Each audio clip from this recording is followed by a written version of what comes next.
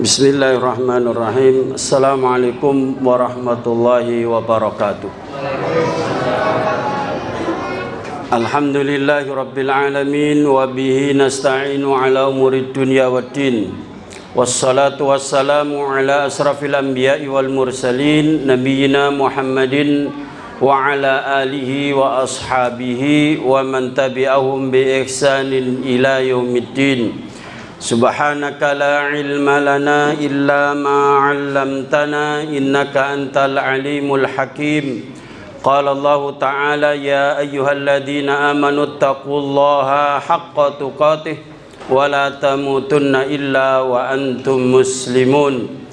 Wa qala Rasulullah sallallahu alaihi wasallam fa inna ahsanal hadithi kitabullah wa khairal huda hudan nabi sallallahu alaihi wasallam wa syarrul umuri muhdatsatuha fa inna kulla muhdatsatin bid'ah wa kulla bid'atin dhalalah wa kulla dhalalatin finnar.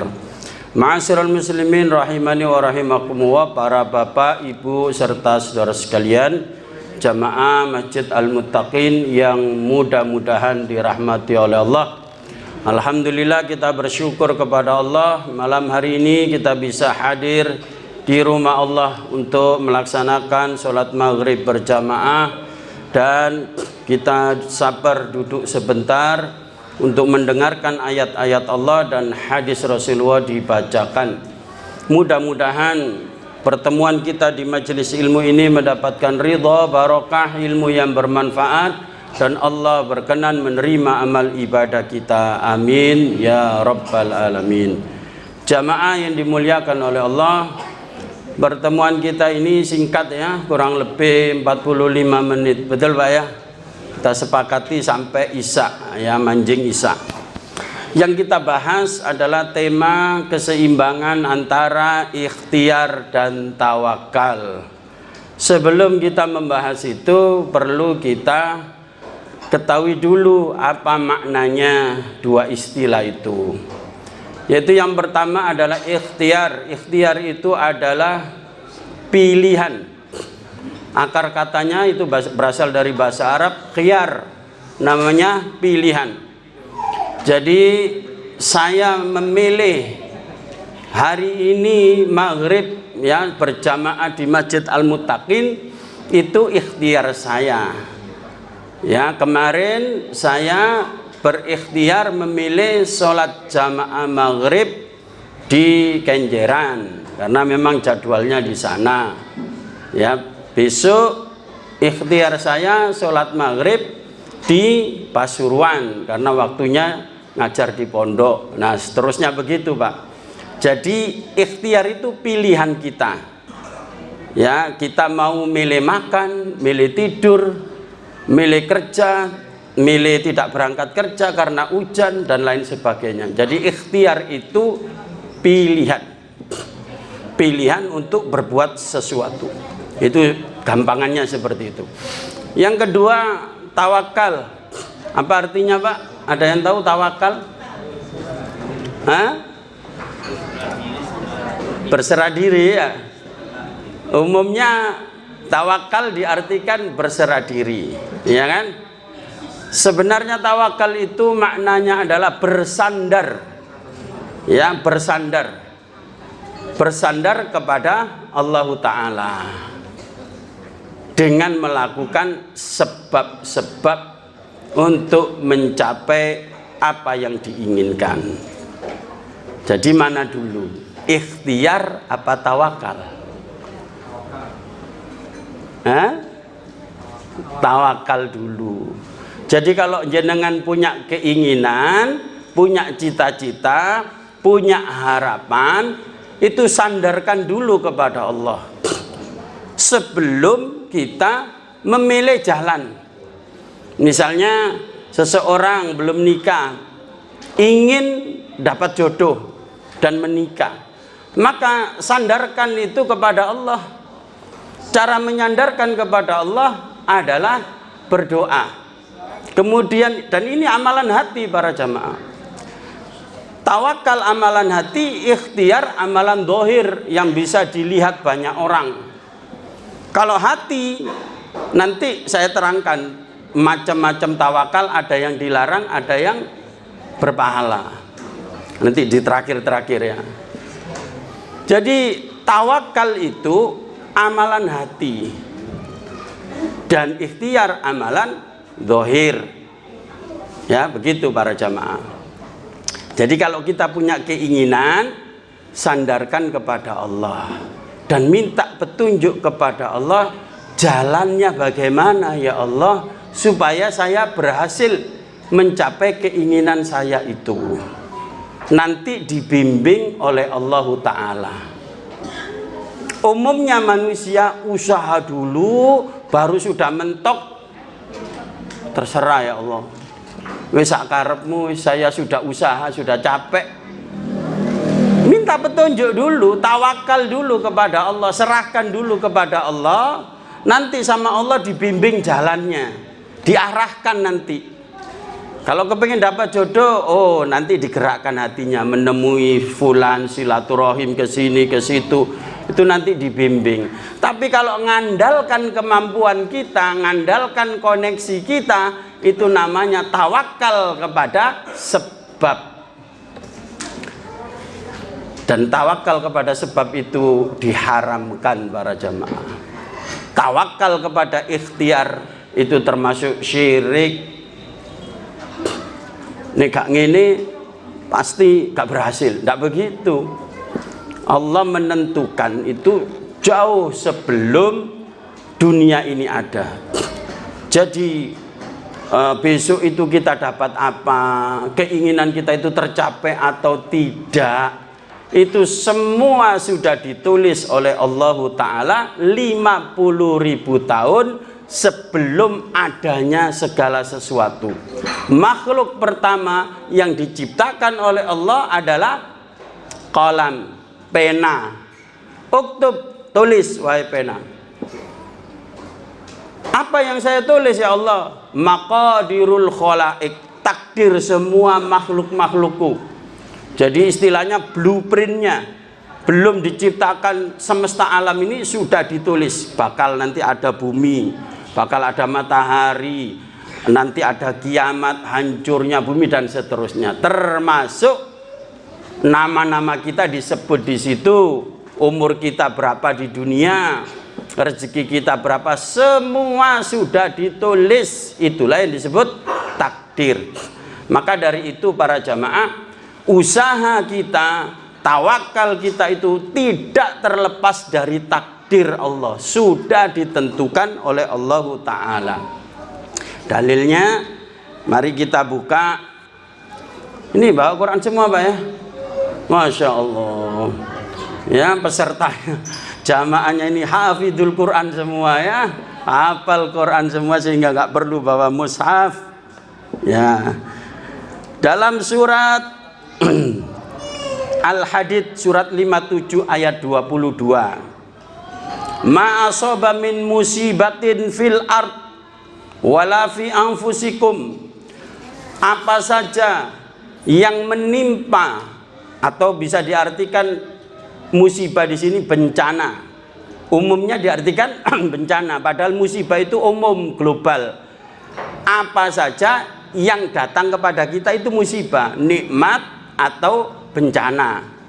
Yang terjadi di muka bumi dan yang terjadi pada dirimu masing-masing wahai manusia, kata Allah, illa fi kitabin min qabli an nabra'aha, kecuali semua itu sudah kami tulis dalam kitab yang sekarang disimpan di Lauhil Mahfudz sebelum kami menciptakannya, sebelum ada bumi, sebelum ada planet-planet, sebelum ada kita. Inna dzalika 'alallahi yasir. Kenapa? Yang demikian itu bagi Allah mudah sekali. Jadi menentukan nasib kita yang seolah-olah hidup kita ini sulit banget. Itu yang bikin sulit siapa Pak, Bu? Kalau kita dapat susah, dapat penyakit, masalah kok gak mari-mari, mbek anak, mbek bojo geger ae bendino. Apa maneh utange akeh, ditagih debt kolektor. Ya pusing. Gak mari-mari masalah. Itu yang bikin masalah itu siapa? Allah. Lah kok enak? Wong sing ngutang sampean kok. Ya Allah, memang takdir Allah, tapi penyebabnya sampean gitu loh. Ma'asoba min hasanatin wa minallah. Kalau kamu dapat enak, musibah yang baik, nikmat, itu dari Allah. Wa ma'asoba min sayyiatin fa min nafsik. Kalau kamu dapat musibah yang jelek, sakit, kecelakaan, dikejar-kejar utang, iku salahmu dewe. Begitu kata Allah. Jangan enak-enak, wah takdir teko Allah ini. Jadi para jamaah, kalau kita dapat nikmat itu bersyukur kepada Allah. Ini karuniamu ya Allah, alhamdulillah. Begitu para jamaah. Kalau dapat musibah, ya Allah ini karena dosa saya, karena kesalahan saya. Jangan dibalik. Ada gedung roboh, sudah takdirnya loh. Ya apa sih? Mungkin bangunnya ngawur kok. Gak kate kontraktor, suanggerai ditambahi bangunan, ditingkat-tingkat, mari ngono roboh. Wis takdire lho, ya apa? Wong sing salah dhek. IMB-ne ndak ono, iya Pak ya. Boleh enggak bangun bangunan kono IMB-ne? Kan harus izin tetangga, harus disurvei gitu. Makanya manusia itu nakalan ya. Kalau ada nikmat diklaim, iki karena saya ini kaya, karena saya pinter bisnis. Tapi begitu kalau dapat musibah, wah itu salah ya Allah, ini takdiri. Nakalan. Kemudian ayat 23, likaila ta'sau ala ma fatakum.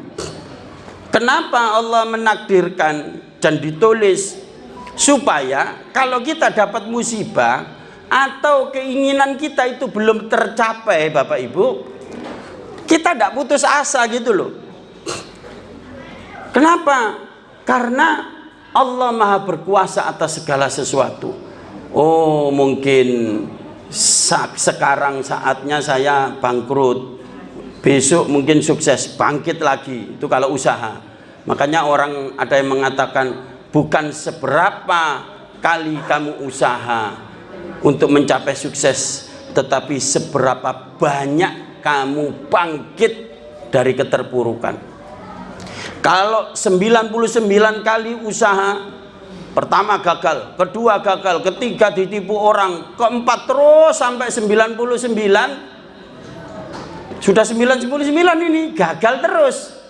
Jangan berhenti, barangkali yang ke-100 itulah waktunya kita sukses.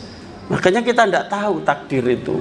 Oleh karenanya ini kata Allah, supaya ketika kamu gagal, belum tercapai cita-citamu, kamu tidak putus asa.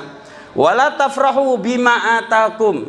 Nah sebaliknya, ketika kamu berhasil mencapai sesuatu, tujuanmu tercapai, karepmu keturutan, kamu tidak bangga diri. Oh sopo aku kok pinter bisnis.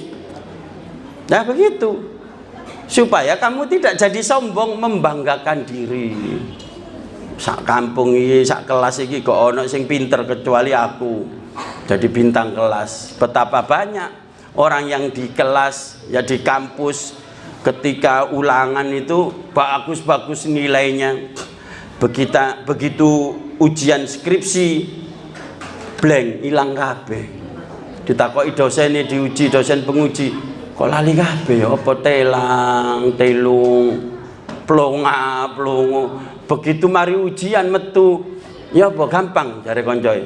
Mbok lali kabeh. Begitu di luar, iya ya mau lagi ini jawabane. Loh lali. Ketika di dalam lali, lupa. Siapa yang bikin lupa? Dengan mudahnya Allah bikin lupa. Itu supaya kita tidak mengandalkan kepada ikhtiar kita. Walaupun ikhtiar itu wajib, tetapi semua itu tergantung kepada Allah Ta'ala. Maka wallahu la yuhibbu kulla mukhtalin fakhur. Allah tidak senang orang yang sombong dengan perkataannya maupun dengan perbuatannya. Ini cara ampele itu begedut. Nah, ngerti Pak?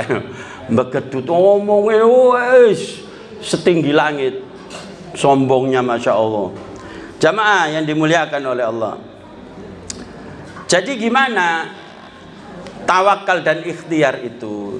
benar tadi dikatakan bahwa tawakal itu lebih dulu. Jadi kalau kita punya keinginan, serahkan dulu kepada Allah, minta petunjuk kepada Allah, baik buruknya bagaimana. Kalaupun Allah setuju dan diridhoi oleh Allah, mohon ya Allah Engkau beri petunjuk jalannya dan mudahkan jalannya.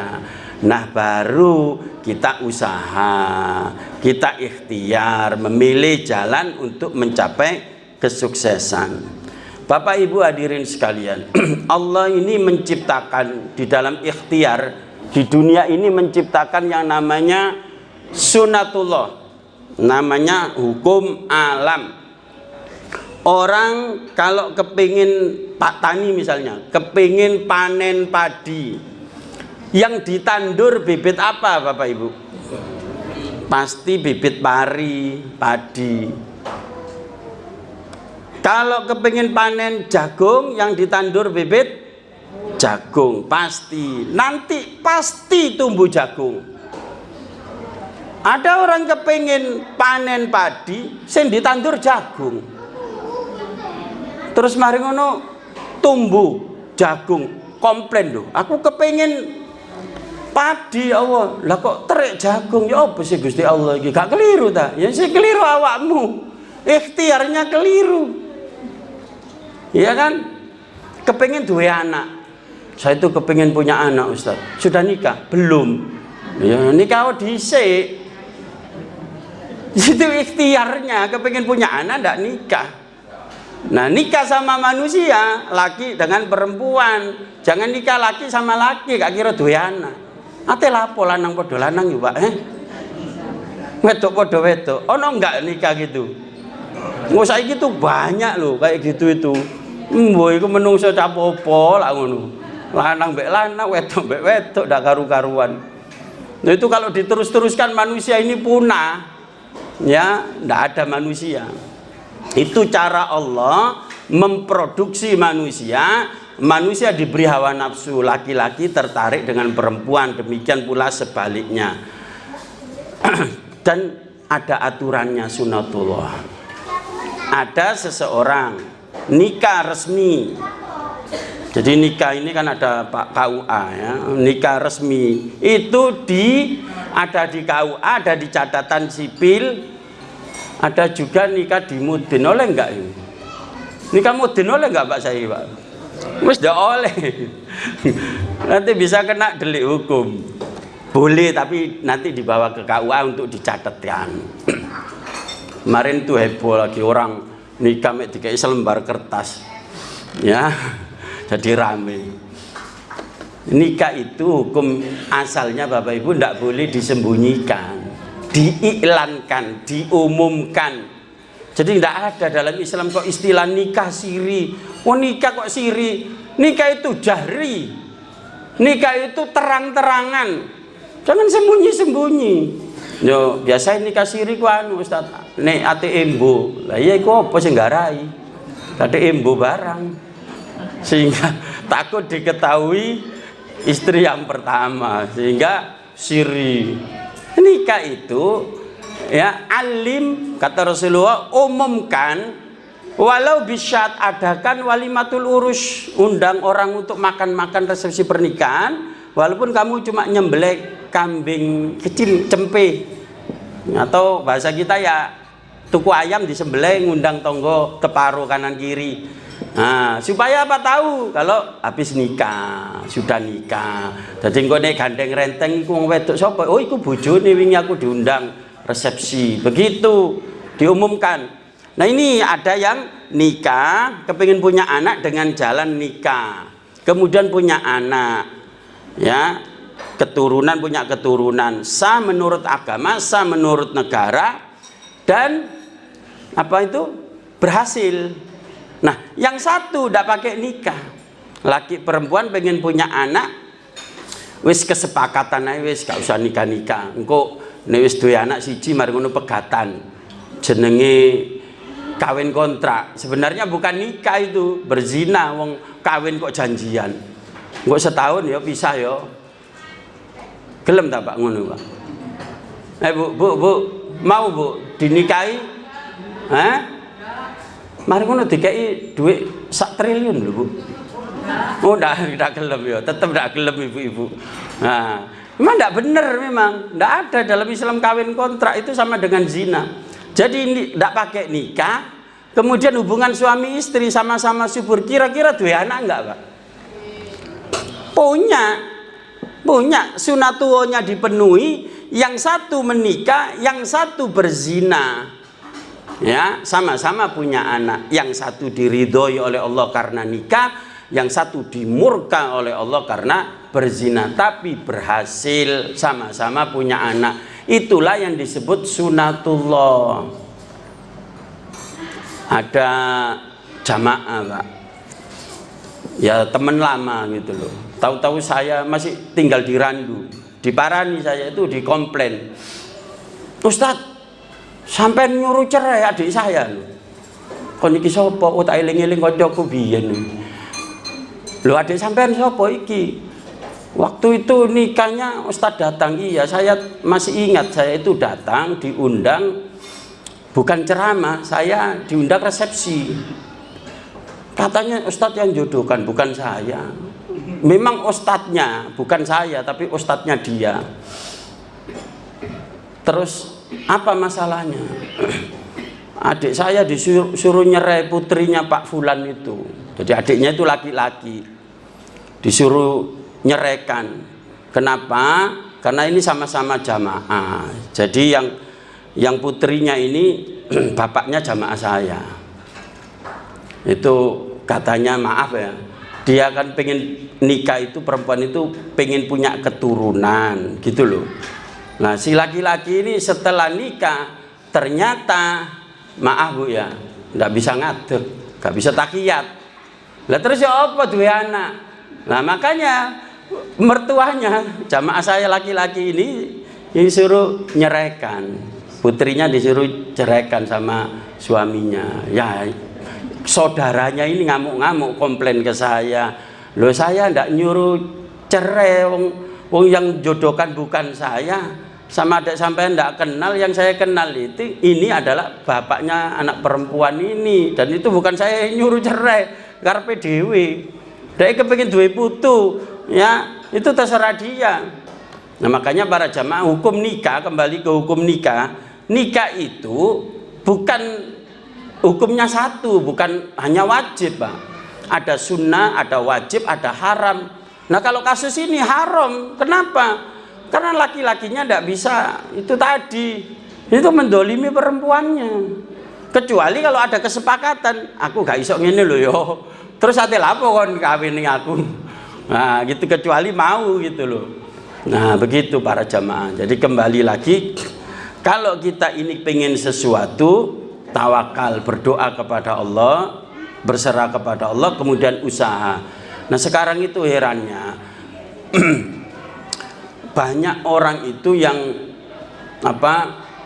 beralasan begini, Bapak Ibu.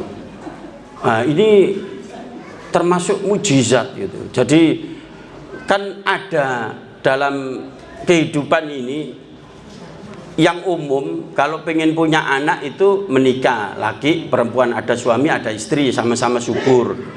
Yang kedua, ada orang punya anak, ya, manusia lahir, ya, tapi tanpa bapak. Namanya siapa yang hamil itu, yang melahirkan? Maryam, ibunya Nabi Isa. Nabi Isa itu bin Maryam, ya, bin Maryam, karena tidak punya bapak. Lah itu mukjizat. Anehnya zaman sekarang ada anak perempuan melahirkan anak gak duwe bapak. Siapa iki? Ambek siapa kan iki keajaiban ini. Mukjizat. Mukjizat ya golek ono, pasti ono, mbok pacari, mbok sapa. Ndak mukjizat itu. Sunatullahnya pasti dibuahi, ya, oleh laki-laki. Jadi jamaah yang dimuliakan oleh Allah, suatu ketika Rasulullah itu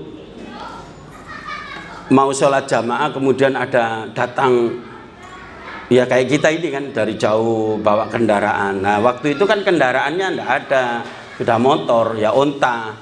Kemudian Orang ini bilang, ya Rasulullah, saya mau sholat, ini unta saya ikat atau saya tawakal saja kepada Allah? Kamu ikat dulu, baru kamu tawakal kepada Allah. Artinya apa para jamaah? Kalau kita tawakal harus ada usaha. Jangan kendaraan di jarno, apa mana kontaknya di jarno nang kono, wah wis nang kene kira-kira gak sampai 5 menit wis bablas. Mau dikunci double ae iso bablas, betul gak Pak? Kasih kunci double, kasih alarm, wis gampang, wis keyless, pinter malinge, bener. Nah, makanya tawakal itu usaha dengan maksimal, kemudian serahkan kepada Allah atau bersandar kepada Allah. Kemudian kalau terjadi sesuatu, itu berarti kehendak Allah lain. Wis dikunci kok hilang. Nah, itu tandanya ada kehendak Allah yang lain, dan itu hikmah bagi kita. Jadi jamaah yang dimuliakan oleh Allah, tawakal ini adalah perintah agama sebagaimana di dalam surah Al-Maidah ayat 23, wa 'alallahi fatawakkalu in kuntum mu'minin. Dan bertawakallah kamu kepada Allah ya jika kamu benar-benar orang beriman. Jadi urusan tawakal itu kaitannya dengan iman, kaitannya dengan akidah. Semakin kita besar tawakal kita kepada Allah, maka semakin besar iman kita, tebal kepada Allah Ta'ala. Dalam surat Tolak ayat 3, wa may yatawakkal 'alallah fahuwa hasbuh. Barang siapa yang bertawakal kepada Allah, maka akan dicukupi kebutuhannya. Ayat ini sebelumnya, wa may yattaqillaha yaj'al lahu makhraja.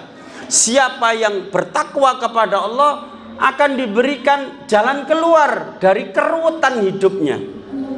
Wa yarzuqhu min haitsu la yahtasib.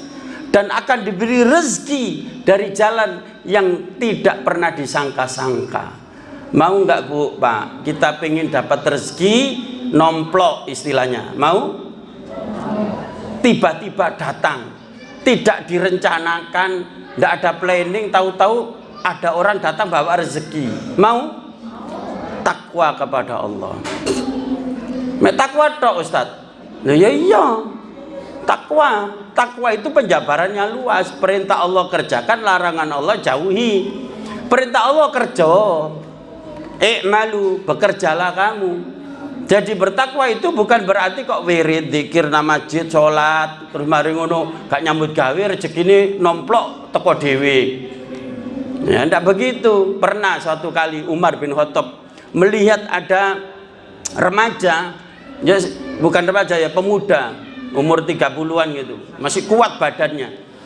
Dilihat habis subuh di masjid, jam 7 masih di masjid, dia sholat duha, dia wirid, zikir sampai jam 9, sampai jam 10 masih di masjid. Sebagai khalifah kan keliling-keliling, lho arek iki sik nang masjid terus. Didatangi masjid, "Mas, sampean kok nang masjid terus?" "Iya." "Lagi ngapain?" "Lagi ibadah, lagi wirid, zikir, baca Quran." "Sampean punya keluarga?" "Punya." "Punya anak?" "Punya." "Terus sampean ndak kerja?" "Ndak." "Loh, anak bojomu mangan opo?" "Saya tawakal pada Allah, sudah ada saudara saya yang ngasih jatah." "Oh, kurang ajar. Jadi kon jagakno dulurmu. Ayo nyambut gawe." Langsung dikeluarkan pedang, "Pak, ayo metu masjid nyambut gawe."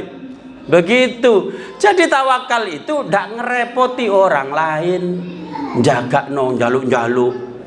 Pernah suatu ketika Ibnu Abbas, zamannya Ibnu Abbas itu sepupu Rasulullah, anaknya Al-Abbas, ketemu jamaah haji dari Yaman, rombongan banyak orang Yaman datang ke Mekah.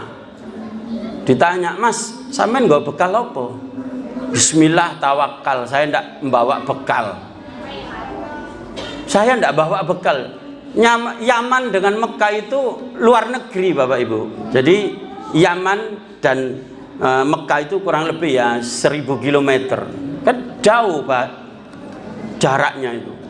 Itu masuk ke Mekah ndak bawa bekal. Ndak bawa bekal. Kata Ibnu Abbas membacakan ayat fatazawwadu fa inna khairaz zadi taqwa. Berbekallah kamu, sebaik-baik bekal adalah takwa. Apa yang dimaksud takwa dalam haji itu? Ya, haji itu manistato'a ilaihi sabila. Kalau kamu mampu baru kerjakan haji. Mungkin nggak duwe-duwe, nggak nggawa sangu, kok nekat haji. Kamu itu loh ndak wajib. Nah, gitu loh kata Ibnu Abbas seperti itu kepada orang Yaman. Sehingga orang Yaman ini di sana minta-minta, jaluk-jaluk, ngerepoti wong.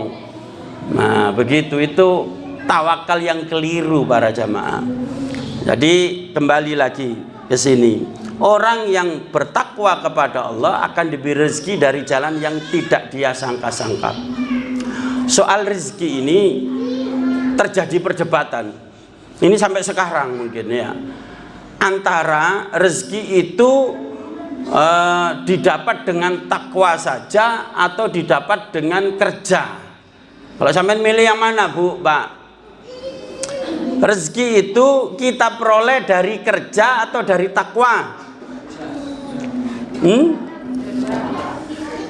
Pendapatnya Imam Syafi'i, rezeki itu kamu tidak dapat rezeki, tidak dapat rezeki kalau kamu tidak kerja. Cocok ya? Berarti sampean madzhab Syafi'i, benar ya? Nah, Imam Malik berpendapat, Imam Malik itu gurunya, enggak gitu. Rezeki itu akan diberikan oleh Allah kalau kita bertakwa kepada Allah. Tadi dalilnya surat At-Tolaq, wa may yattaqillaha yaj'al lahu makhraja wa yarzuqhu min haitsu la yahtasib. Orang yang bertakwa selalu diberikan jalan keluar dari keruwetan hidupnya, diberi rezeki dari jalan yang tidak disangka-sangka. Rezekine moro dhewe. Ndak bisa guru debat. Imam Syafi'i murid, Imam Malik gurunya. Akhirnya suatu ketika Imam Syafi'i jalan-jalan ketemu petani anggur yang sedang panen anggur. Kemudian Qadarullah dipanggil. Nak, sini bantuin saya naikkan anggur ini ke onta. Kamu wadahi peti, kemudian kamu naikkan ke kendaraan, ke onta. Nanti selesai, nanti saya kasih bayaran 1 peti anggur. Baik, kerja dia, angkat-angkat, kemudian dinaikkan ke peti. Selesai, benar sesuai janjinya sama petani tadi, diberi 1 peti anggur, dibawa pulang. Senengnya bukan main, bukan seneng dapat anggur, tapi seneng dia akan membuktikan kepada gurunya Imam Malik bahwa pendapatnya yang benar. Kira-kira benar gak Imam Syafi'i? Nah, benar. Mari nyambut gaya oleh bayaran. Loh, pendapatku benar. Akhirnya tergopo-gopo, ya, datang ke rumah gurunya. Assalamualaikum. Waalaikumsalam. Silakan masuk. Siapa? Syafi'i. Monggo, silakan masuk. Kamu bawa apa ini? Bawa anggur, guru, sambil guyu-guyu gitu. Dilihat sama guring, ngapain kau tertawa? Coba bawa sini anggurnya. Boleh saya icipi? Boleh guru, silakan, monggo. Imam Syafi'i masih tertawa-tawa, kelencam-kelencam gitu. Seneng karena terbukti pendapatnya benar. Kemudian, boleh saya makan? Boleh, monggo silakan dicipi. Masya Allah, manisnya bukan main. Alhamdulillah, kata Imam Malik. Kamu sudah icip? Belum, guru. Nah terus, nah kan benar pendapat saya. Kalau orang kerja dapat bayaran, itu tadi anggur bayaran saya karena saya ngangkut, naikkan ke kendaraannya dia. Saya dapat bayaran 1 peti. Ya, kamu benar, saya juga benar. Kamu yang kerja belum makan, saya yang di rumah cuma ngajar, denguk-denguk, kamu kirimi rezeki. Pesan saya makan lebih dulu, kamu yang kerja belum makan. Orang yang bertakwa diberi rezeki dari jalan yang tidak sangka-sangka. Saya tadi malam juga tidak mimpi kalau bakal kamu kirimi anggur. Nah, jadi gimana Pak Bu? Sama-sama benar. Tetapi ingat, kita jangan kesusu nek wong takwa iku rezekine mara dhewe. Nek ngono aku tak wirid, zikir, salat ae, ngapal Quran, golek rezeki mara dhewe. Ya cobaan.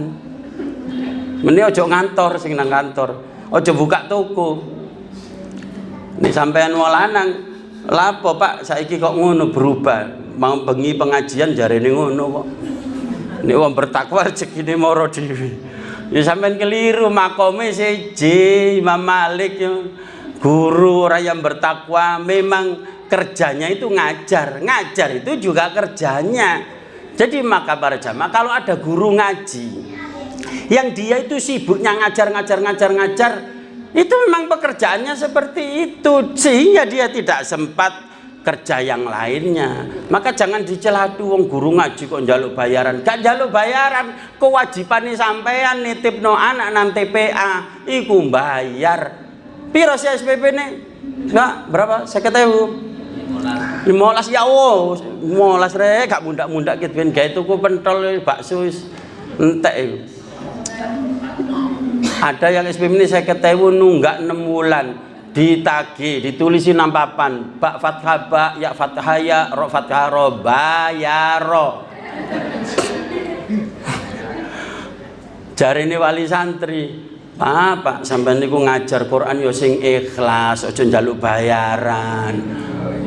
Cek genamen saiki wali santri ku. Cok cetegoe gitu loh. Makanya para jamaah rezeki itu ya tawakal itu tergantung makomnya bagaimana. Maka di dalam kitab tauhid dibagi tawakal itu ya ada 4. Pertama tawakal kepada Allah dan ini wajib karena ini tanda kesempurnaan Islam seseorang. Yang kedua tawakal sir, bertawakal bersandar kepada orang yang sudah mati dalam memperoleh manfaat dan menolak madorot. Ini syirik besar. Sebab orang mati tidak bisa nolong. Mau kuburannya Nabi, mau kuburannya wali kota atau wali kutub utara, kutub selatan, tidak bisa nolong. Yang ketiga, tawakal kepada orang lain dalam urusan yang dimampui orang lain. Ya, karena rasa segan, karena tingginya derajat orang itu. Misalnya seorang karyawan tergantung kepada bosnya. Aku nih iso aja metu teko perusahaan iki bose loman dan lain sebagainya. Itu syirik kecil, syirik asghar. Ya enggak boleh seperti itu. Rezeki bukan tergantung juragan. Ya, yang ketiga, yang keempat tawakal kepada orang lain yang dirinya sendiri sebenarnya mampu tapi diwakilkan. Ini mubah, boleh. Seperti taukil wali. Ya. Makanya disebut taukil wali, pelimpahan wewenang dari orang tua, bapaknya yang harus menikahkan putrinya diwakilkan kepada wali hakim, dalam hal ini Pak Naib. Nah gitu itu boleh. Sebenarnya dia bisa, tapi karena durung kulino kok gemeter grogi. Ya apa ngomongi wedi keliru. Lah Pak Naib kan wis kulino. Nah seperti itu boleh. Ya termasuk hal yang mubah dan yang lainnya. Banyak ayatnya termasuk dalam surat Yusuf 87, yaitu bapaknya Nabi Yusuf yaitu Nabi Yakub mengutus saudara-saudaranya untuk menemui Nabi Yusuf di istana raja ketika Nabi Yusuf menjadi raja. Nah itu para jamaah jenis-jenis tawakal secara singkat ya, dan juga keterangan tentang ikhtiar dan tawakal. Ya, keterangan ini saya rasa belum cukup. Nah sebelum diakhiri barangkali ada pertanyaan, monggo dipersilahkan. Biasanya tanya jawab atau enggak? Oh nggih, monggo silakan Pak. Coba kenalan dulu Pak. Waalaikumsalam warahmatullahi wabarakatuh. Nggih, Pak Sidik. Tadi kan saya dengar tentang batasan tawakal itu tadi dari kisahnya sahabat yang pergi saat ibadah terus-terusan. Yang saya tanyakan, kita sebagai laki-laki ini kan punya tanggung jawab untuk ikhtiar mencari nafkah pada keluarga kita. Okay. Batasan kita sebagai laki-laki laki untuk mencari nafkah atau ikhtiar ini apa? Atau mungkin ada rambu-rambu dari Allah dan Rasulnya terkait dengan batasan ikhtiar itu? Iya. Jamaah yang dimuliakan oleh Allah, ar-rijalu qawwamuna 'alan nisa bima faddalallahu ba'dahum 'ala ba'din wa bima anfaqu min amwalihim. Suami itu pemimpin. Jangan mau dipimpin oleh istri dan anak atau keluarga yang lain. Makanya kalau nikah itu pisah rumah dari mertua. Jangan kerasan di pondok mertua indah. Bisa, itu yang bikin gegeran apa maneh engko kemanten anyar wadul anake nangone bapake nang ibuke pasti mbeloni anake ndak kira mbeloni mantune, betul enggak? Makanya bisa. Kemudian supaya apa? Supaya laki-laki jadi pemimpin. Kenapa? Bima faddalallahu ba'dahum 'ala ba'din. Karena karakter laki-laki itu untuk dihormati dan diikuti arahannya, itu pemimpin, keutamaannya di situ. Wa bima anfaqu min amwalihim. Yang kedua, karena suami bertanggung jawab atas perekonomian keluarga. Nek ana keluargae gak iso ngeliwet sego, iku sing dosa sing lanang. Jadi istri tidak wajib buka peracangan, istri tidak wajib jadi wanita karir. Istri itu sebenarnya enak sampean itu, Bu. Tugasnya cuma di rumah. Dan itu perintah Allah, waqarna fi buyutikunna wala tabarrujna tabarrujal jahiliyatil ula. Perintah Allah kepada wanita muslimah, dimuliakan oleh Allah. Kamu wahai istri-istri hendaknya kerasan di rumah, ojo keleleran dindi. Dan apa? Jangan berhias seperti berhiasnya orang jahiliyah. Jadi yang mencari nafkah itu suami. Batasannya gimana? Terpenuhi sandangnya. Makannya dulu, karena orang ini perlu makan. Orang kalau tidak makan bisa mati, betul nggak Pak? Tapi kalau tidak berpakaian bisa mati nggak? Ya, bisa, tapi lama kelamaan kan, ya masuk angin, anu dan lain sebagainya. Ya, makanan pokoknya, ya makanan sederhana.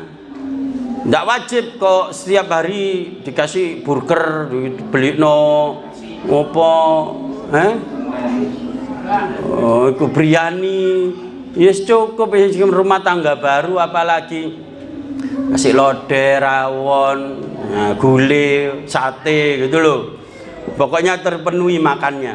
4 sehat 5 sempurna. Yang kedua, pakaian untuk nutup aurat. Dan semua ini pahalanya besar. Ketika Rasulullah ditanya, ya Rasulullah saya punya 2 dirham, untuk siapa saya berikan? Untuk kamu. Yang kedua untuk keluargamu. Masih ada lagi ya Rasulullah untuk kerabat-kerabatmu yang terdekat. Masih ada lagi untuk kerabatmu yang jauh. Masih ada lagi ya Rasulullah untuk fakir miskin. Nah, fakir miskin itu berikutnya. Mana ya Rasulullah yang besar pahalanya? Yang kamu berikan kepada dirimu dan keluargamu. Jadi kita kerja Pak, dapat bayaran untuk kita makan, itu pahalanya besar. Untuk kita berikan istri, itu pahalanya lebih besar daripada memberi fakir miskin. Kenapa? Karena ini tanggung jawab kita. Fakir miskin itu fardu kifayah, urunan wong akeh. Nah kalau ini fardu ain. Nah begitu. Jadi terpenuhi makan pokoknya, pakaiannya, tempat tinggalnya. Berarti nukokno omah ndak mesti ngontrak, boleh jadi kontraktor, nggak ada masalah ya. Pokoknya dipisah, itu idealnya. Jadi tidak ada batasan tertentu Pak atau Mas Sidik ya. Sudah nikah? Maksud saya batasan kita untuk tidak lalai kepada Allah. Ya iya, sama sudah nikah belum? Punya putra berapa? 2, alhamdulillah. Mau nambah lagi? Cukup ya. Maksudnya istrinya gitu loh. Oh enggak. Ono bojone aku di sini. Jadi batasannya itu ya ngatur waktunya kerja, waktunya sholat, dipanggil oleh Allah sholat 5 waktu, sholat. Jangan mengorbankan kerjakan ibadah. Iya, kerja itu ibadah, tetapi ada ibadah yang lebih pokok daripada kerja. Yang utama itu adalah sholat 5 waktu. Sebab ini yang dihisab oleh Allah pertama kali para jamaah. Jadi bisa diambil kesimpulan, sholat dan kerja itu kesimpulannya, kerjaan utama kita itu sholat 5 waktu disambi dengan kerja, yang kuliah disambi kuliah, gitu loh. Jadi jangan melalaikan kewajiban pokok kita, yaitu hak Allah, yaitu diibadahi melalui sholat 5 waktu. Saya kira cukup begitu nggih? Ya, mari karena sudah isya, mari kita akhiri dengan kafaratul majelis. Subhanakallahumma wa bihamdika asyhadu an la ilaha illa anta astaghfiruka wa atubu ilaik. Assalamualaikum warahmatullahi wabarakatuh.